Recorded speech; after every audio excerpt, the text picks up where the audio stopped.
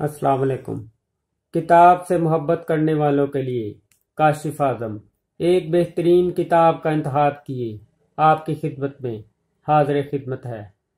Doctor Ahmad شلبی کا یہ مقالہ ہسٹری آف مسلم ایجوکیشن کے نام سے اردو میں تاریخ تعلیم و تربیت اسلامیہ کے نام سے کتابی شکل میں چھپ چکا ہے، اور اس پر ڈاکٹر احمد شلبی کو ڈاکٹر آف فلاسفی کی ڈگری بھی مل چکی ہے۔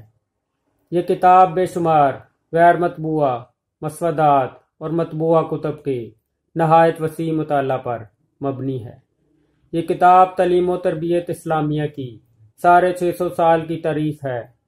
اوائل اسلام یعنی 7ویں صدی عیسوی سے لے کر خاندان ایوبیہ کے زوال 1250 عیسوی تک مسلمانوں کے فن تعلیم و تربیت تعلیم میں جو کچھ بھی جدوجہد انہوں نے کی ہے، اور اس ضمن میں ان کے جو بھی کارنامے ہیں، ان سب کو ایک تحقیقی انداز میں ڈاکٹر احمد شلبی نے آپ کے سامنے پیش کیا ہے۔ اس کتاب کو پڑھنا ہرگز مت بھولیے گا۔